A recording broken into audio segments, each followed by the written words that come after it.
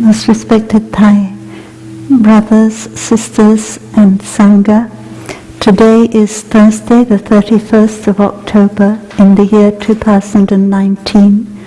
We're in the Stillwater Meditation Hall in the Dharma Cloud Temple on our monastic day.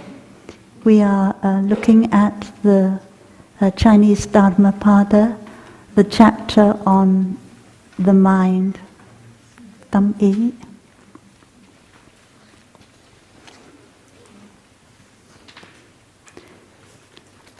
What we have already studied, the verses we already looked at, they are about restraining our mind. And we hear that the mind is like a monkey, like a wild animal. It cannot stay still. And one of the mental formations is, in English, is restlessness. And in Pali is uddhacca. And it means that our mind is going from one place to another place very quickly and cannot feel at peace. So normally we translate restlessness into Sino-Vietnamese as bất an, not peaceful. And when we talk about restraining our mind, it means helping our mind to stop and to be peaceful. It doesn't mean doing what when the Buddha was Bodhisattva, and the Buddha said that he forced his mind, he took one part of his mind to force the other part of his mind. He explained it's like two strong men. A strong man would take hold of a weaker man and force him to do something. And the Buddha said he grit his teeth and he put his tongue against his palate and he forced himself. So that is not, the Buddha said that is not the correct way to practice. So when we read the word restrain our mind, we should understand that it means leading our mind back to the state of peacefulness. So restlessness is sometimes mentioned along with another mental formation. If you look at the 51 mental formations, restlessness is not one of them, but I think Thai added it. And it's also one of the Theravada mental formations. The 51 mental formations belong to the Buddhist psychology school, the Yogacara school. And in the Theravada they have a different list. And restlessness is one of them. And Buddha Ghosha,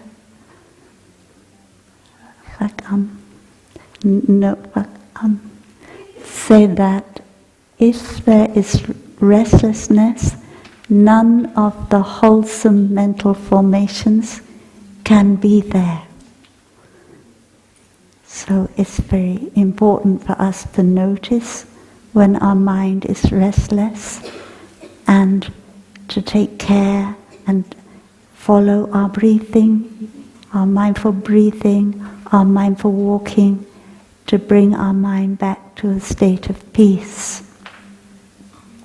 Because in the Dhammapada that we are reading, we hear about our mind and the necessity to restrain our mind, but we don't read anything about practices like mindful breathing, mindful eating, mindful walking, deep listening, loving speech, building Sangha, all these Dharma doors that we have in Plum Village are not mentioned. But we have to understand that in order to be able to restrain our mind, of course we need Dharma doors. So the Dharma doors are essential, and also recognize that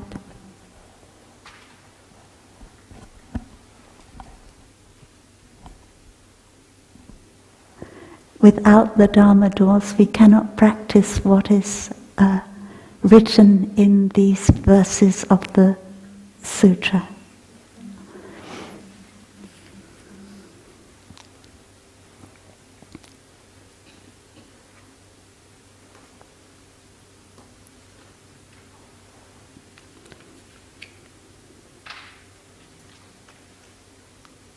So now we can look at verse 7.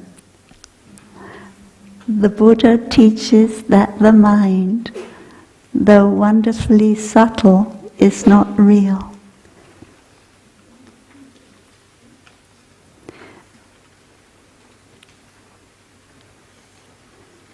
So the mind here, it can refer to any of the five skandhas that are not the body, the feelings, perceptions, mental formations, and consciousness. But when we read afterwards, we should be aware of its indulgent nature, and we see the word indulgent, we know that we are referring to a specific part of consciousness which we call manas, the seventh consciousness, because indulgent means that we don't know moderation.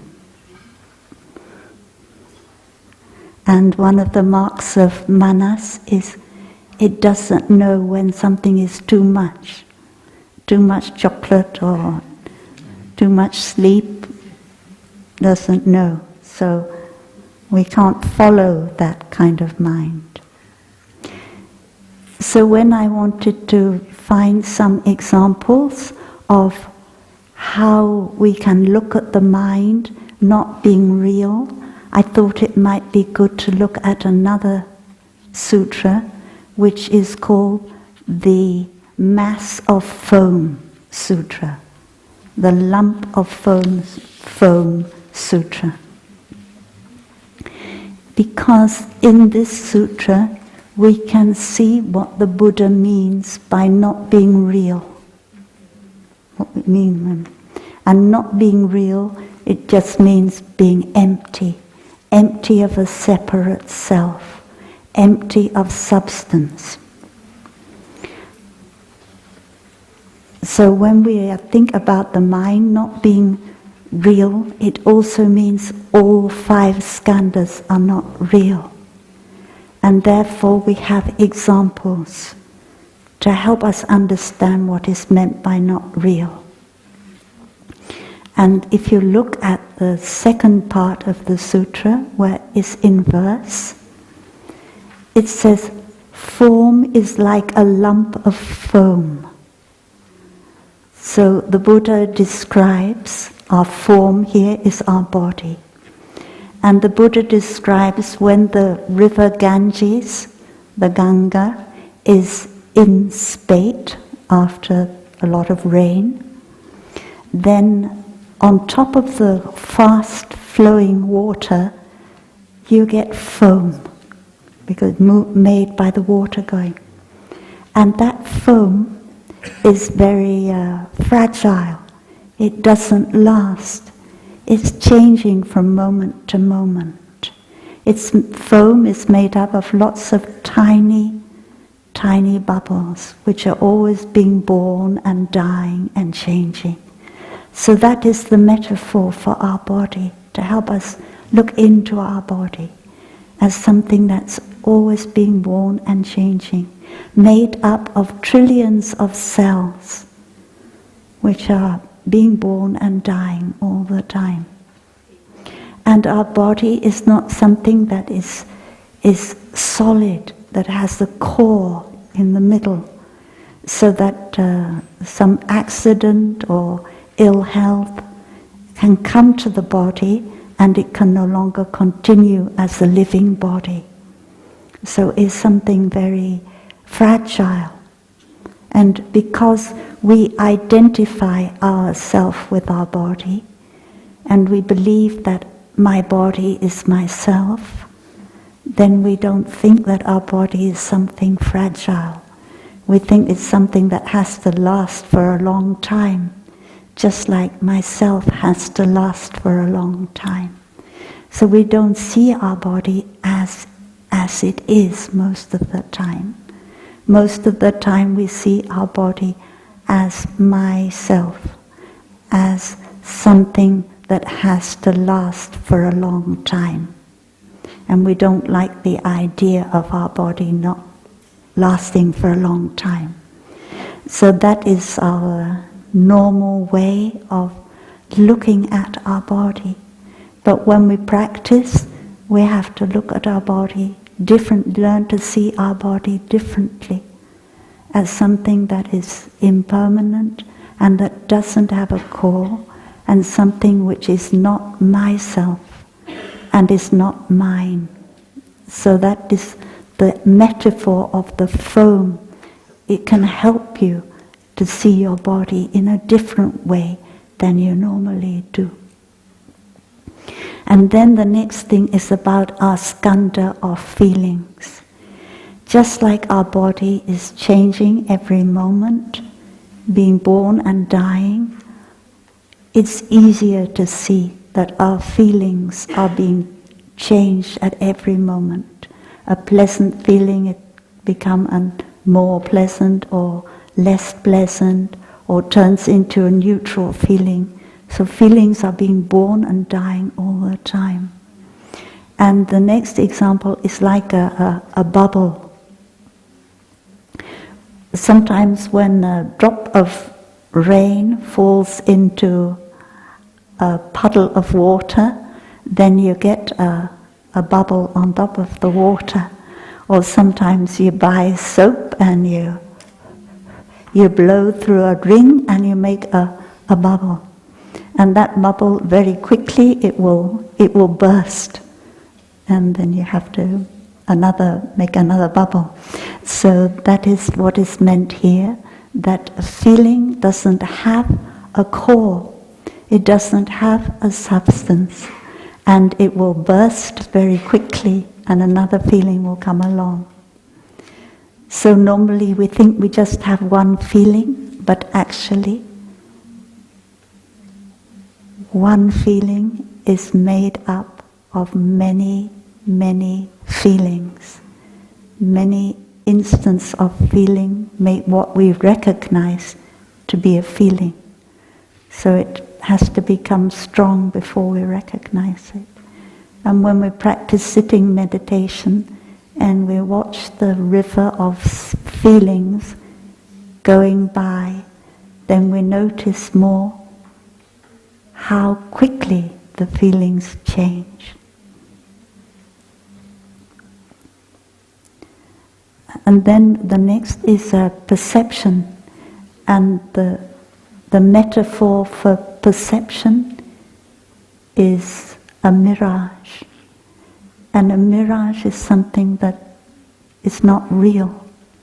The way we see things is not how things are.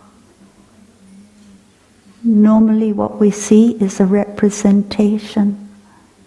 It's called đối chất gì? Đối chất cảnh. That is a representation. It's like a mirage. Like on a hot day, you look in the distance and you think you see water, shimmering water. But when you come near, it's not water at all. There's no water there. So when we see something or hear something, touch something, think about something, we have the tendency to think that is something real out there. But when we look deeply, we will see that there's not something out there that we think is out there. So this translator, he translates samskara as volitions, but in fact we translate samskara as mental formations. So this, the next skandha, the fourth skandha, are like a plantain trunk.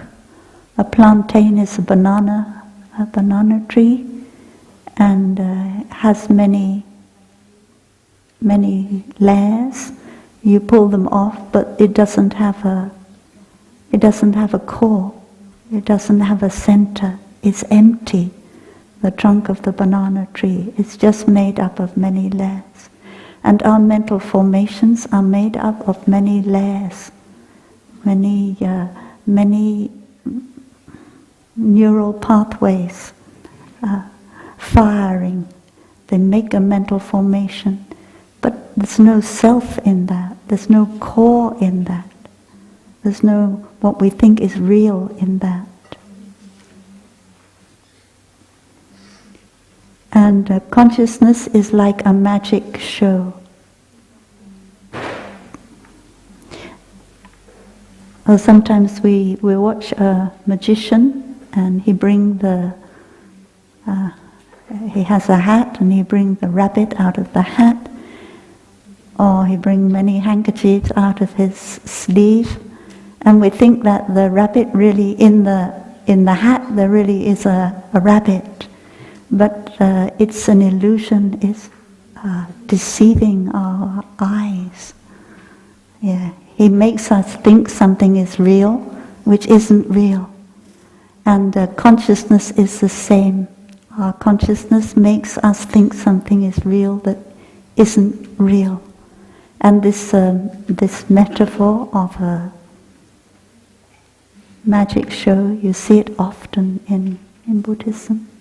You see it in the Vajrayattika Sutta. You see it in the 40 verses of the Ratnaguna, what it's called, precious store of virtues.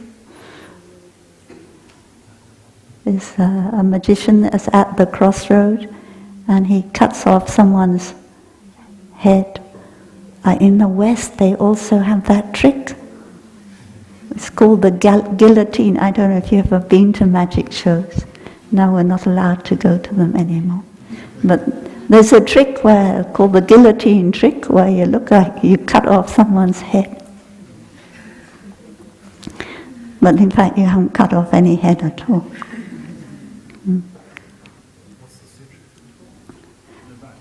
The Ratnaguna, oh dear.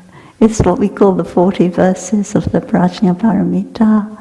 It's in the charting book. It's the first part of the Prajnaparamita in 8,000 lines.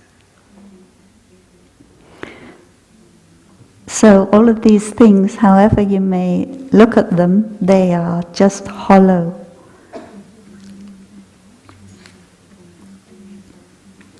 And then talks about the body being empty, and a bhikshu with energy aroused should look upon the aggregates like this, by day or at night, ever mindful. Sometimes at night you can't sleep. That is a very good opportunity to practice meditation.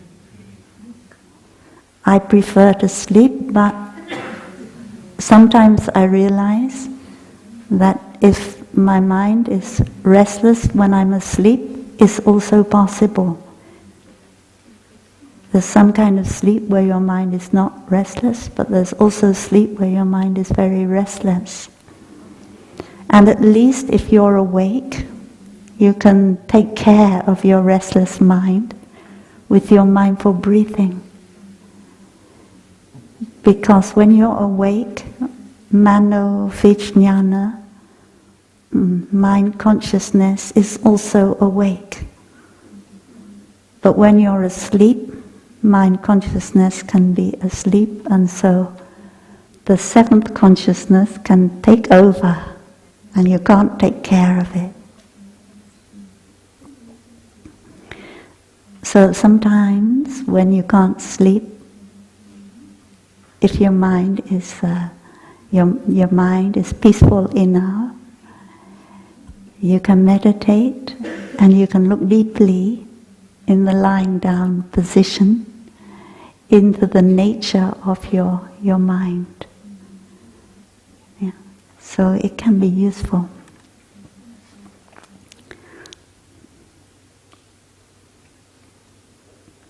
And ever mindful, discard all the fetters, make a refuge for himself. Have to be an island to yourself, a refuge to yourself, because no one else can help. If you look at the last verse of the verse 12, parents can do nothing to help. But in the Pali version, it's a little bit clearer. It said that whatever your parents can do to help, a rightly directed mind can do much, much more than your parents. And sometimes we think that when we are a child, we really need our parents,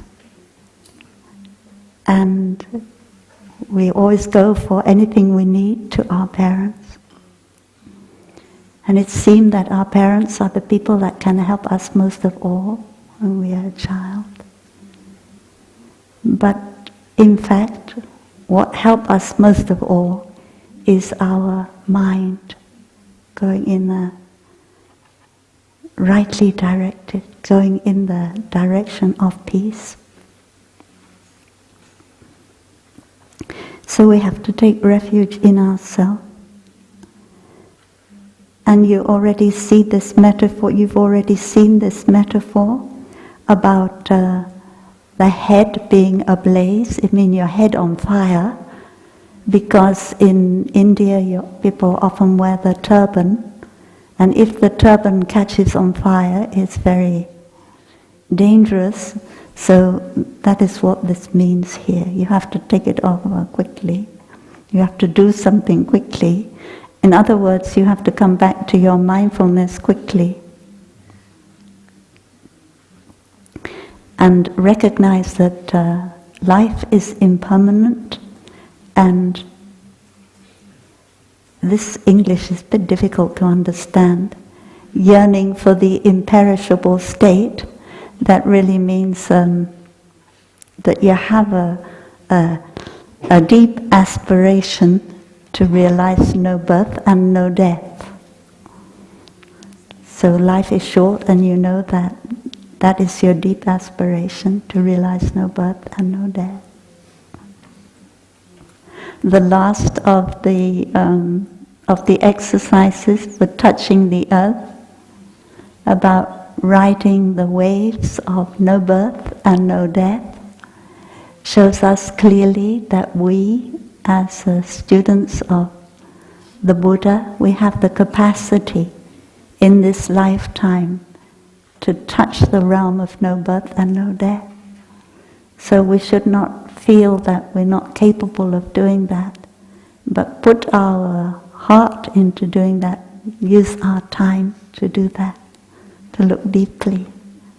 And looking deeply into impermanence and no self is what helps us to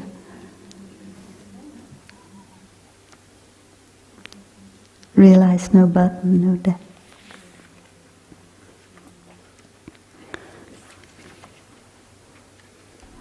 So like we said before, the Master Dhammatrata, or the other masters who put the Dhammapada together, they want it to be a manual, like a textbook for young monks and nuns who just begin their practice, so that they would know what direction to go in. So in each verse, many different things come up. And it's very concise and very short. And when we read it, we have to flesh it out. We have to, if you read a commentary, or you read the 30 verses of Vasubandhu, then it's all more or less about one thing, manifestation only. But in these verses, each verse contains many things. So you need to be aware of other teachings to help you go deeply. So now we talk about the indulgent nature of manas. And we know that in the time when the Dharmapada was put together, they did not yet talk about the 8 consciousnesses. It's later. Nevertheless, they talk about the indulgent nature of the mind.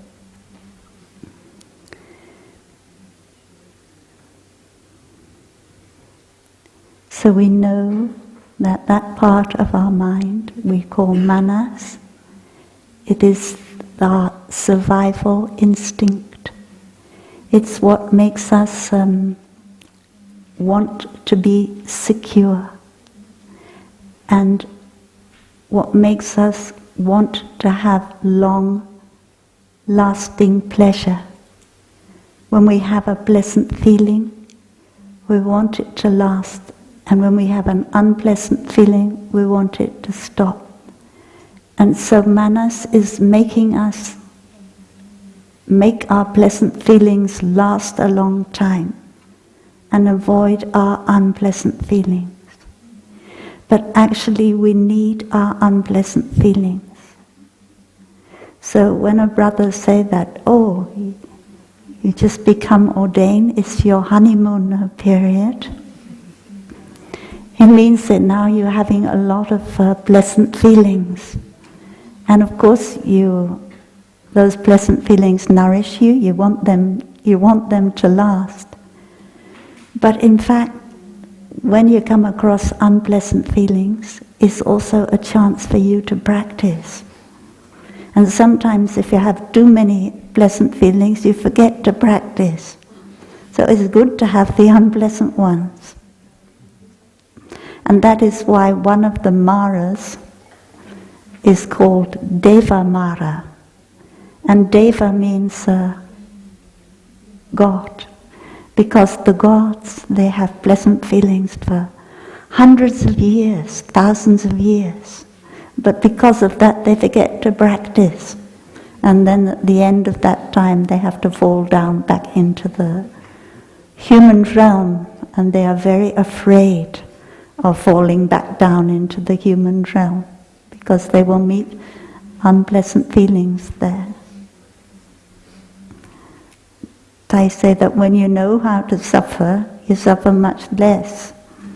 But we need to train ourselves how to suffer, and so we have to be in situation of suffering sometime.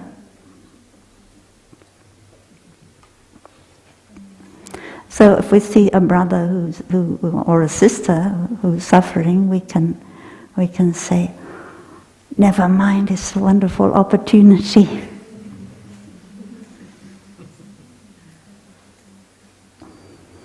And we can feel happy in a way, instead of saying, oh, we can, if we have the practice and we can know how to suffer, then we can help others to know how to suffer too.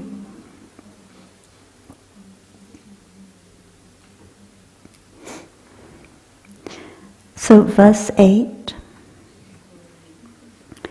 seeing the nature of things brings the greatest peace. And seeing the nature of things, if you look at the if you have the Sino-Vietnamese, you see Kiến Pháp, and the Pháp, it has a capital P. So usually that would mean that we're talking about the Dharma, the teachings. Seeing the teachings, having a chance to be in touch with the Dharma is the greatest peace. But when we should have put a small p for Kiến Pháp, because Thai translates being able to see the true nature of dharmas. So in the Zen tradition we have a phrase as Kiến Tán, seeing the true nature. In Japanese is Kensho, seeing the true nature, having a breakthrough. So this is probably what they mean here, not seeing the Dharma, but seeing the nature of how things are. It brings us peace. And it helps us to realize our aspiration to go beyond birth and death. So now we can look at another sutra about seeing the nature of things, where the Buddha talks about seeing the nature of things.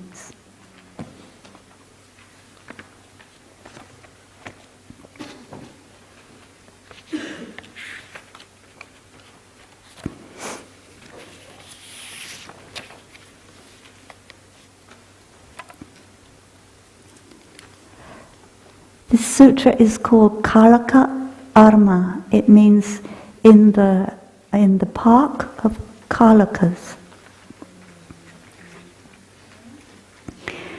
And this sutra is talking about perception, which has to do with seeing the true nature of things.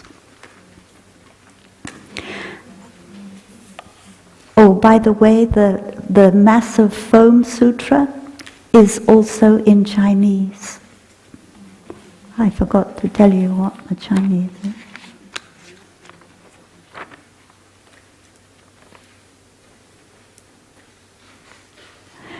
It's Samyukta Agama 265. So that sutra is also Chinese, but I haven't printed it for you. And this one, the Kalaka, which is in the Anguttara Nikaya, is not in Chinese. It's a little bit difficult to understand this sutra.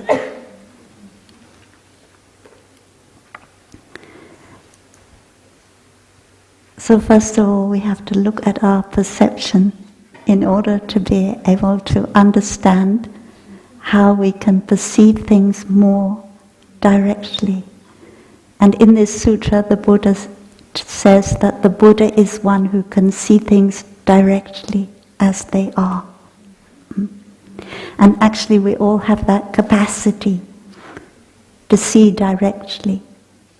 And before the higher areas of our cortex start to become active, there is a very short time when our brain will see something directly.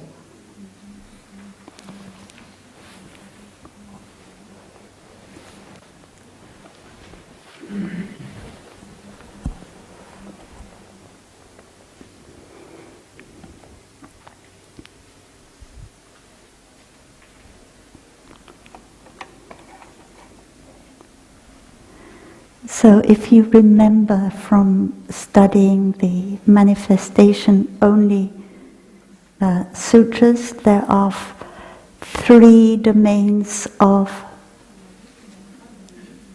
perception. And the first is called suchness, seeing things as they are.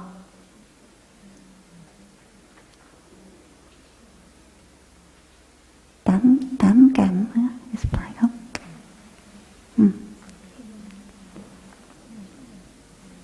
The object of direct perception. Tán cảm. So that's the first one.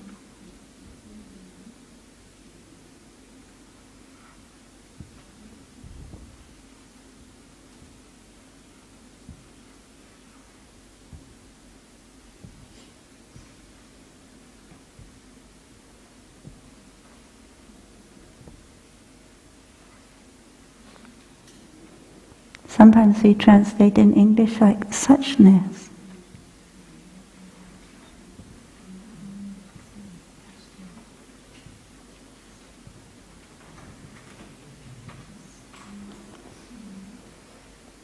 You see something directly as it is, or you hear something, or you think of something directly as it is. Second one,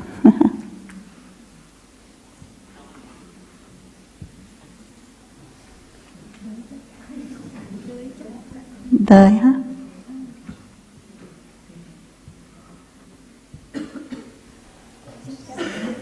Hả?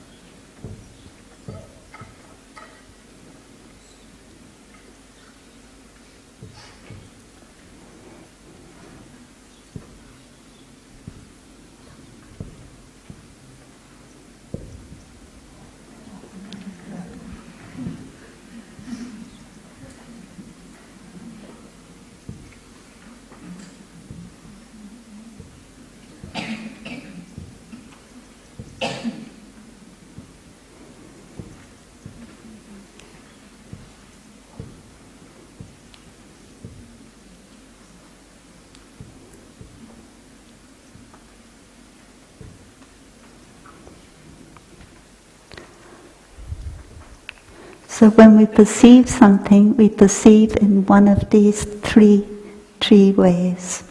And most of the time we perceive representation. We don't perceive the thing as it is. So at the back of our head we have a part of our brain. It's called the primary visual area or something like that. And when the image goes through from our eyes, back there, for a very short time, we don't see a representation yet. So you could say we see the thing as it is. But very quickly other visual areas in our brain, and then we begin to see a representation. So most of what we see is just representation. Suchness is very short. But the Buddha say that the Buddha is able to see things as they are, and sometimes we say that's why we call the Tathagata, because he sees things as they are, suchness. So another kind of perception we have is something which at that time is not there in front of our eyes or our ears. So you could say that it's made up by this kind of representation. There is something there which is helping us to see that thing. But here, all we have is our memory. This is an image that comes up from our memory. Actually, our memory is not very reliable. That is what people say. Sometimes some crime takes place, or an accident happens, and the police ask the different people who saw what happened, what they saw. And everybody sees things remembers a little bit differently. So it's not exactly something objective when we remember something. But this is when we remember something, or when two things that happened, they come together and we see something like an elephant with wings. There's no such thing as an elephant with wings. And so that kind of mere image, it's been made by our brain. We would never find that. So it doesn't have any substance. But then there's another kind of mere image, like you see an elephant in your mind. You're living in France, there aren't any elephants around. But one day you're thinking and you see an elephant, and that kind of mere image is based on a real elephant that you've seen somewhere in a film, if nowhere else. So those are the three kinds of ways in which we perceive things. So in this sutra, the Buddha said that we take the example of seeing something. There are 4 things that the Buddha doesn't have imagination about. And one is what is called ditthama.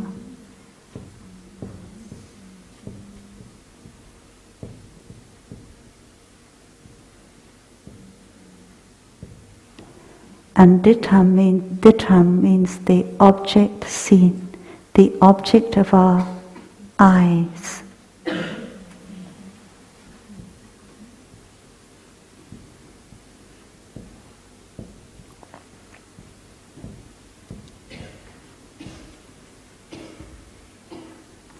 And the second thing is aditam.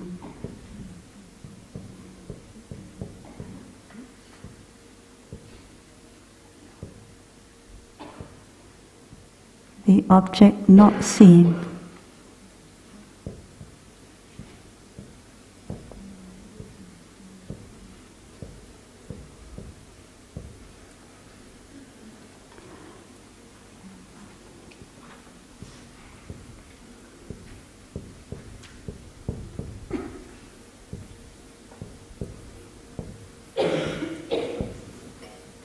This is Pali. And the next is the visual world.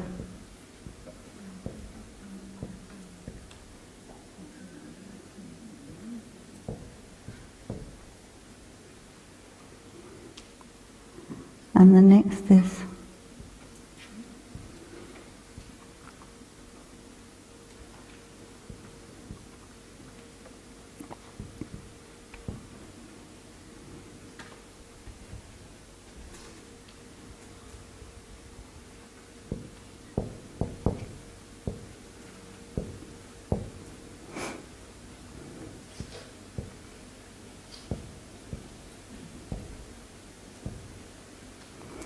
and the next is the seer, the one who sees.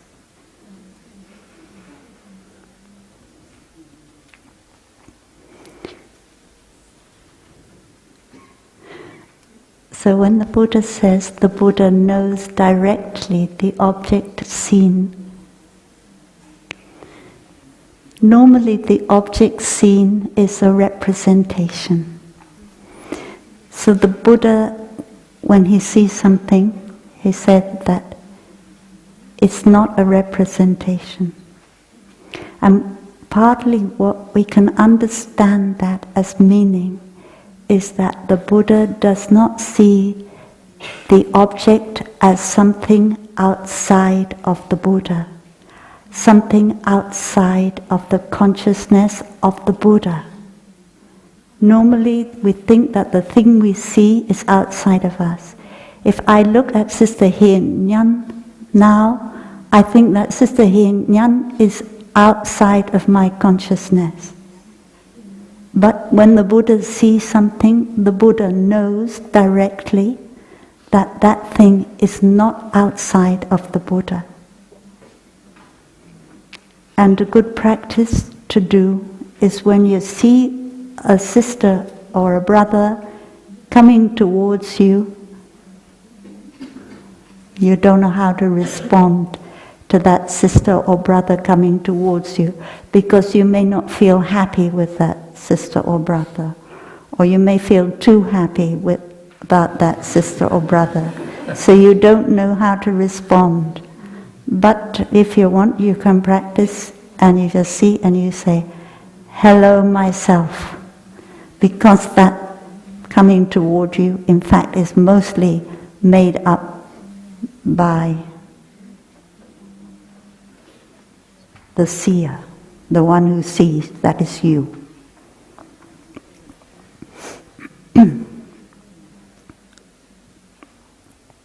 So another thing, when we see something, we have the tendency to want it to be different. Or we see something that's not there and we don't recognize that it's not there. We think it's really there and it's not. For instance, like the example I gave before, when there's an accident or a crime and the police ask people what they saw, and different people saw different things. So that must be seeing things that were not actually there. Things that from your past experience you see happening now, but are actually not happening. It's because something happened to you in the past, you see it like that. So often when we look, we see things that are actually not there, because we don't see directly. And at the same time as the representation that we see, we also sometimes see some mere image, something that comes from our memory is not there. You may look at somebody and you think, oh, that person doesn't like me. But actually that person doesn't dislike you at all. But you imagine that because that person looks like somebody who before didn't like you or something. Or in the past that person didn't like you, but now they like you. So you see something that's not there. And that is what is meant by aditam. And the third thing is the visual world. So we have ideas about our sphere of vision, or our sphere of hearing. And we think that the world is just what we can see and what we can hear. So we know that a dog can hear sound that we cannot hear. It can pick up sound, the dog ear, it can pick up the sound waves that the human ear cannot pick up. And the bird would fly very high in the sky, can look down and see things, because the bird's eye, it can focus in a way that the human eye cannot focus, and can see very tiny animals down in the grass from a very long way up. So we have an idea about what the visual world is, that we as human beings, everything that can be seen, we can see with our eyes, but we can't. So the Buddha doesn't have that idea.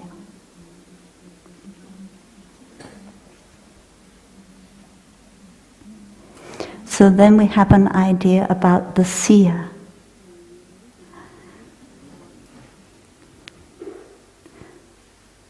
There is only, what do we say? There is only seeing, there is no one seeing. There is only breathing, there is no one breathing. So the seer, we think, is separate from the seen.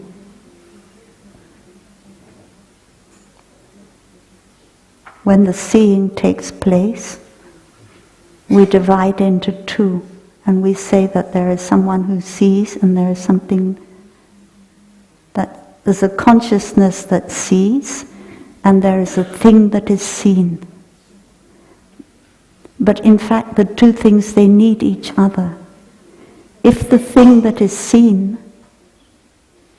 is not there, then the seer can't be there either. It's like when you eat your lunch. You can't be an eater if you don't have something to eat. And you can't be a seer if you don't have something to see. So we imagine that there's an I, and it's I who sees.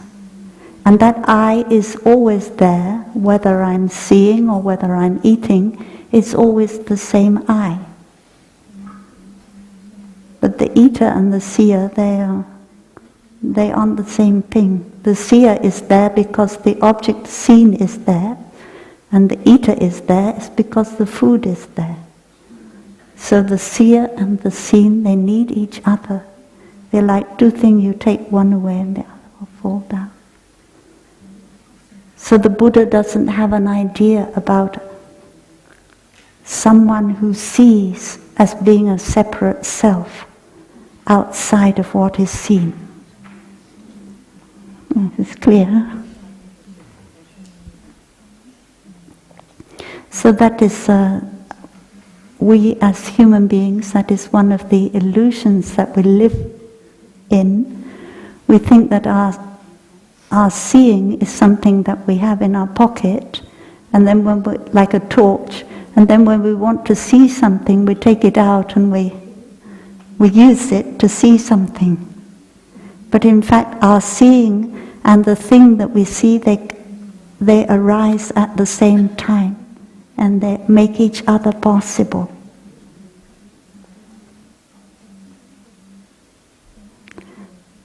So that has something to do with kiến tánh, direct perception, seeing things as they are. Because in order to see things as they are, we need to remove certain illusions. And these four things are the illusion that we need to be able to remove.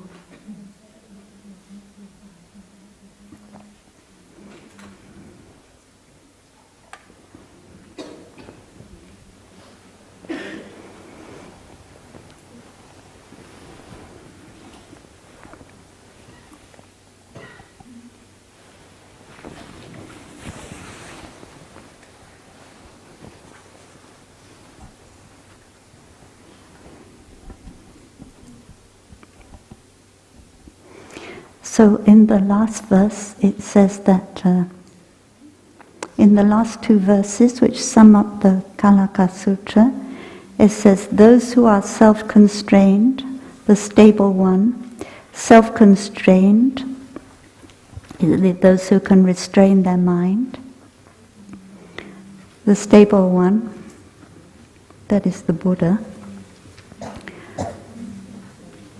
Anything seen, heard or sensed does not say that it's true or false.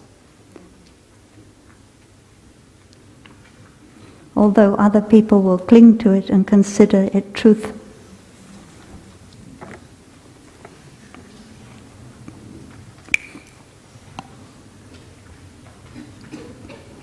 You remember when you read the discourse on the middle way?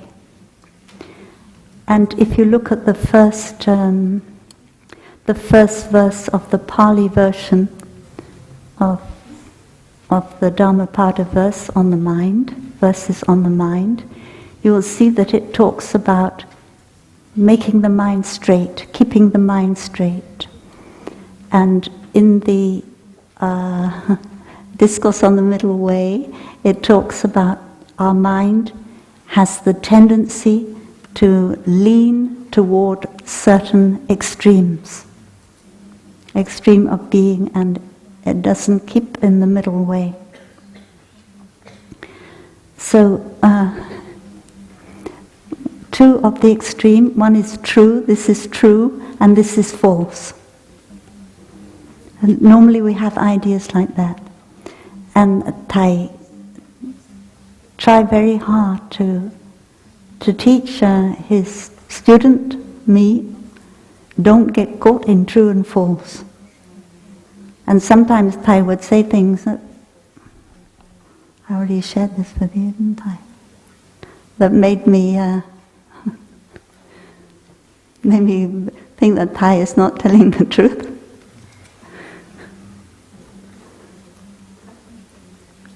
But actually what Thai wanted to push me, he wanted me to get out of being caught in the extreme of true and false. Like one day Thai said, which is the shortest sutra for chanting in English? So I say that, it's the three refuges. Thai said, no, it's not. He said, it's made the day be well or something. So then I thought, I listened and I think, may the day be well, much longer than three refuges. How can you possibly? Then you have to do all the Namo Buddhaya at the end. That take a long time. So I don't think Thai won't have an argument with me about which sutra is longer. What Thai want to show me, don't get caught. Don't get caught in your ideas. And he did that many times. One time we were looking out over the snow.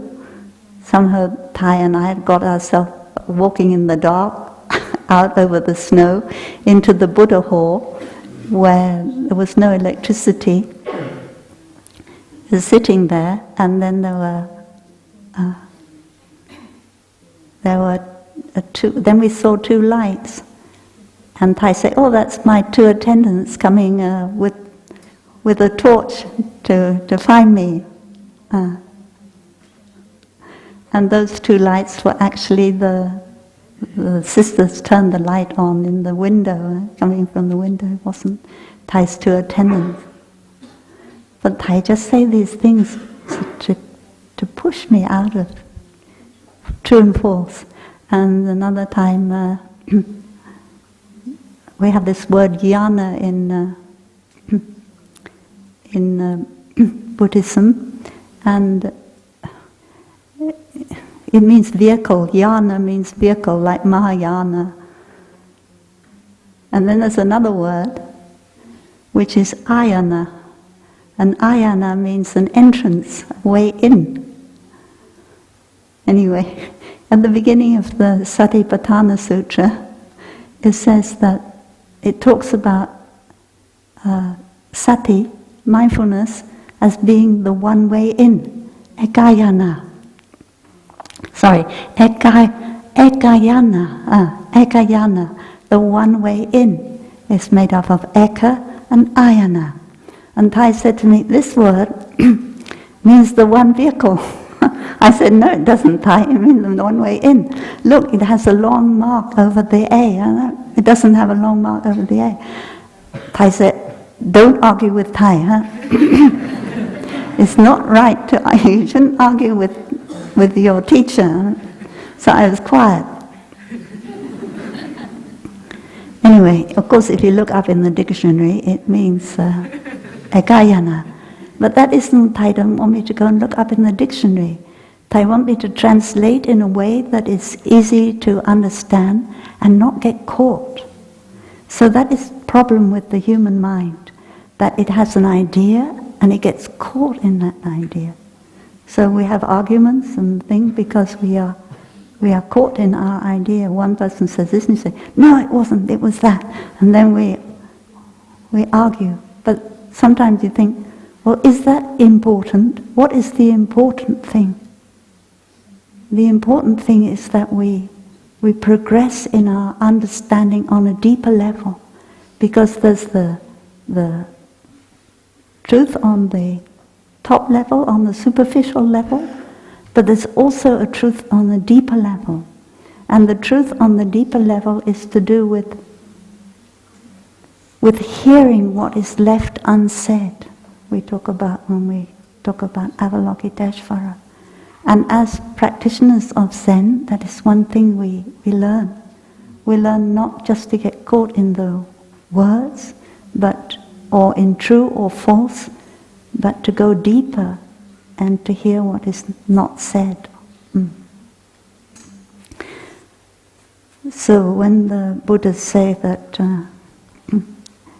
people cling and adhere, saying, I know, I see, that's how it is. But the Tathagatas cling to nothing.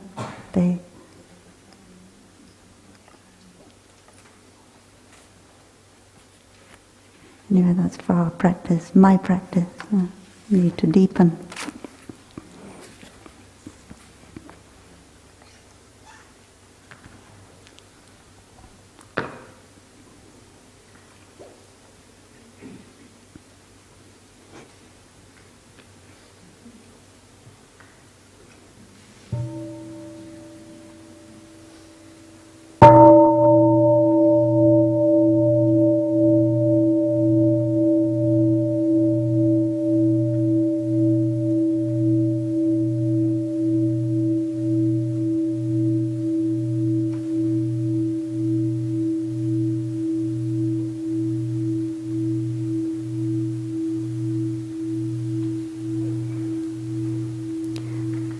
So if you look at the next verse, it's talking about, it kind of jumps back and forth between different things.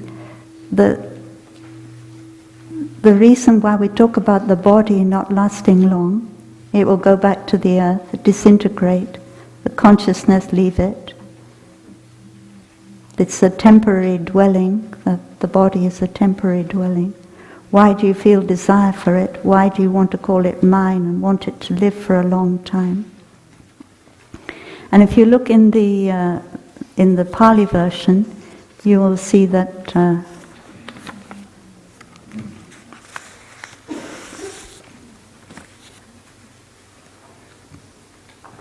the body is like an unbaked clay pot. And then I think that if your version has a mistake in it, but I made a mistake, fortify it as you would strengthen a citadel. This is in the Dharmapada in Pali. The mind is like an unbaked clay pot. The body is like an unbaked clay pot. Fortify the mind as you would strengthen a citadel.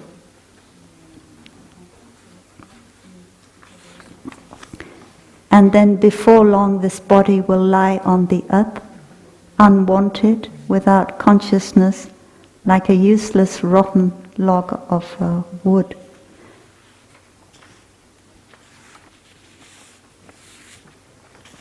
So in the Chinese version we say that the body doesn't last long.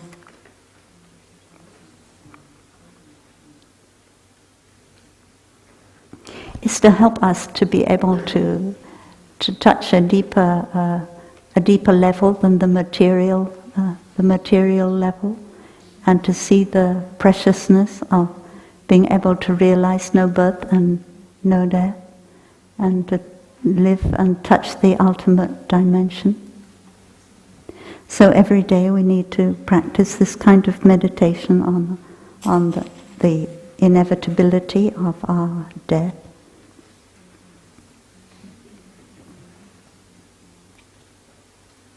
And it's the mind that brings about bad karma. So in verse 10, the mind creates the environment. We all know about the teachings of the retribution, the Chan Duc. We're now on verse 10 of the Chinese version. The main retribution, which is our body, our 5 skandhas, and the environment retribution, which is the place we live in, our family, our sangha, and so on.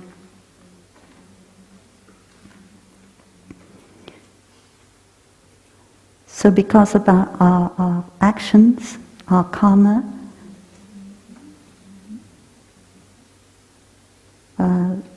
karma we can see as partly coming from our memory.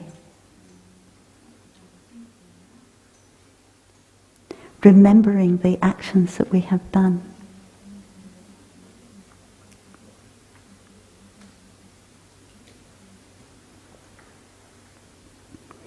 So that is why we see that karma is something that is alaya consciousness, store consciousness. It's part of our mind.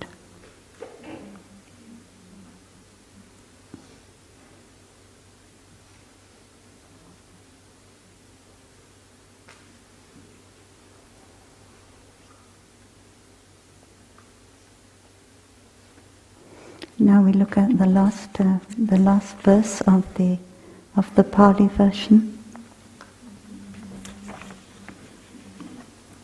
The last two verses in Pali. You have the Vietnamese translation of the Pali.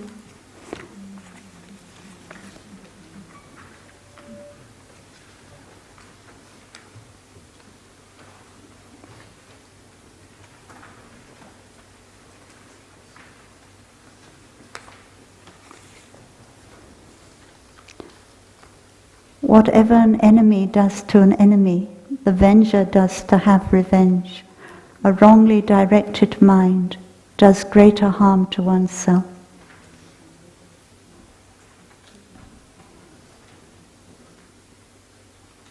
So we realize that we think that our enemy is outside of us, the person who opposes us outside of us. But in fact we do more harm to ourselves from our own mind than what an enemy can do. And similarly with a friend or with a parent or someone who we feel is very kind to us. But in fact our own mind can be more kind to us than someone outside of us. Can do more good for us than someone outside of us. So don't be caught in thinking our enemy is outside of us, and the other thing,